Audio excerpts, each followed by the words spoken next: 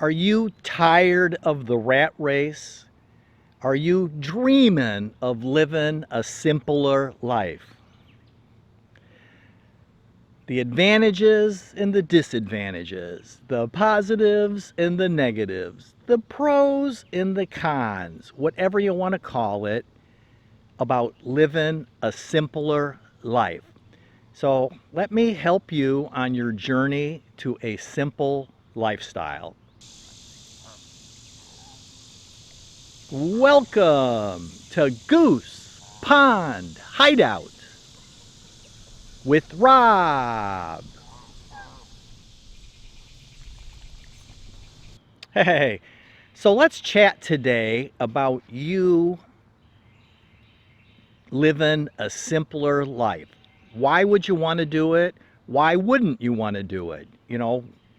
The advantages and the disadvantages and the positives and negatives there's a lot of ways to say it, but there's with any choice in life, and we talk about choices a lot, but any choice that you make, there's always going to be an upside and a downside. Everything in life is a trade-off.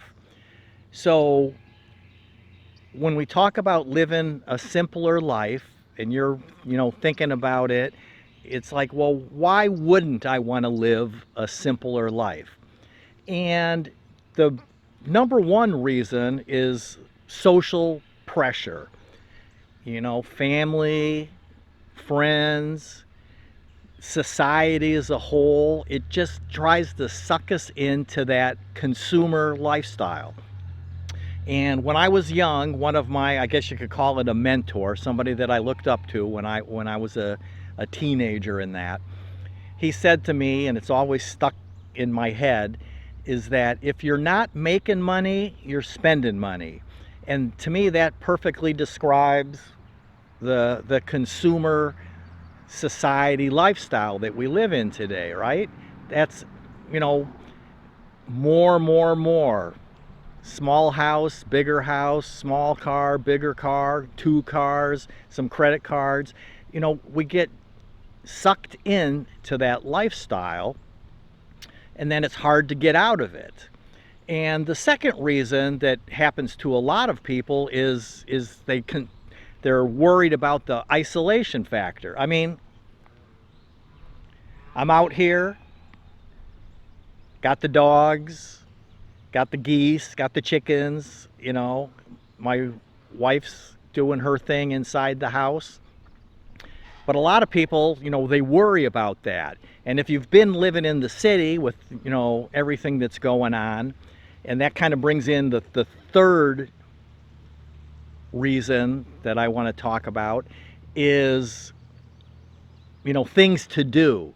And when you live in a city, there's plays and movies and concerts and restaurants, every 100 yards down the road, and with all Italian and Mexican and French or whatever. There's just so much to do in the city, and when you're out here, what do you do all day, right? So those are kind of the big three things that concern people with moving to the country. But let's talk about the advantages of things. And what I kind of hinted at there in the first negative reason was, stress. Is that society stress. We get so caught up in that, and it's an unnatural stress. I mean, Mother Nature never intended that for us. We're supposed to be worried about finding food and not getting eaten by something, right? I mean, it was, not that long ago, there were two main concerns: is not starving to death and not being lunch for some other bigger critter than you. And we've created this artificial world of a big city, and we have then these artificial stresses. And I know for me personally, what happened was, I was in my 40s, and I was, in that world, and I had, all kinds of bills and payments and car payments and insurances, and, and what happened is I hurt my back. I bent down and picked something up, and my back went zing, and which happens when you're in your early 40s, I guess. And I was laid up for a few days on painkillers and muscle relaxants and all of that. And that really got me to thinking about what would happen if I couldn't generate income, if I couldn't be making money. You know, what's going to happen to everything? And then a few years later, when you get into your mid 40s or so, everybody's a little bit different, but about that time, your eyeballs start to go. And I always had super excellent vision. And I remember one time I was taking an eye test, and the electricity was out at the office because of a storm, and the doctor's like, well, I guess we're going to have to skip that today. And I'm like, I can read the chart. And I did the eye chart almost in the dark just from the natural light coming in the window. And so yeah, so like I've got my reader glasses here, right? So I mean, I can't watch television. I even have to wear glasses now when I drive and that. So my eyesight started going.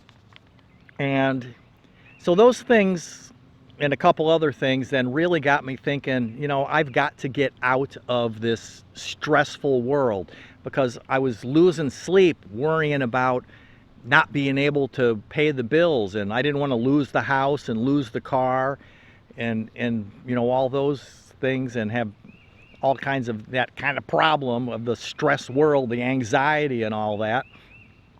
So that was when we sold everything that we had, and packed up our belongings that we were keeping, and moved on to the sailboat, and did that for a number of years. And then now we're here at the homestead. But that's the kind of thing I want you to be thinking about is, why are you doing what you're doing? What's the purpose of all of those things, right? Hey guys, be good.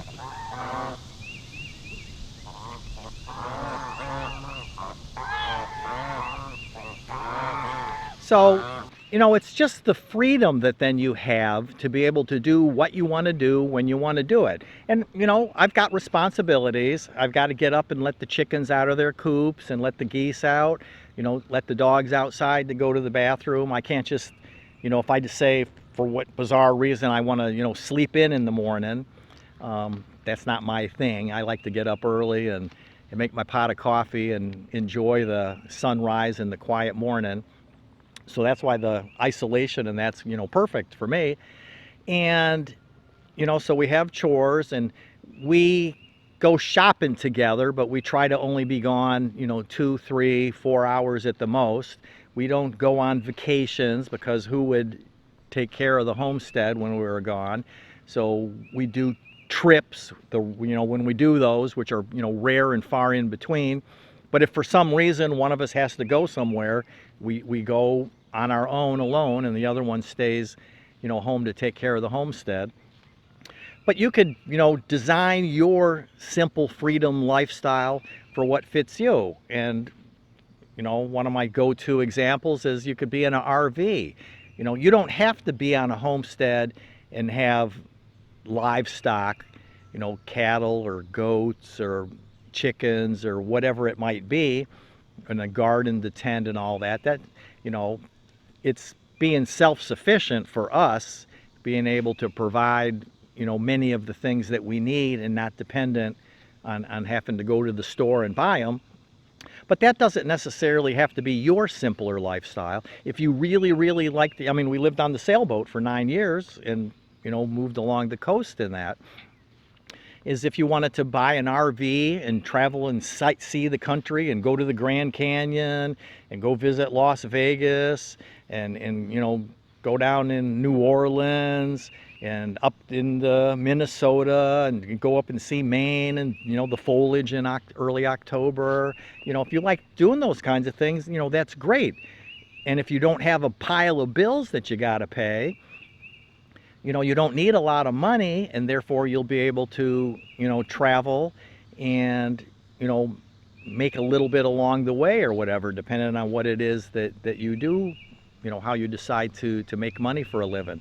So, again, those are the kinds of things I want you to be thinking about. Don't let the negatives overwhelm you. Think of the positives of less city stress and less anxiety, and not worrying about how, where the next thing's going to come from, and if the check's going to arrive at the end of the week so you can pay your bills on time.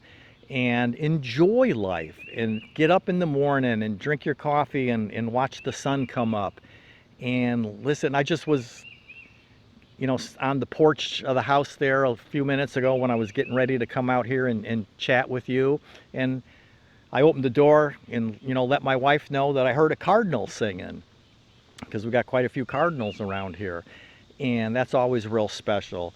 So, that's what I want you to be thinking about, is the advantages are far greater than the disadvantages for you living a simple life, be it out here in the country, wherever it might be for you. Be happy and have your freedom.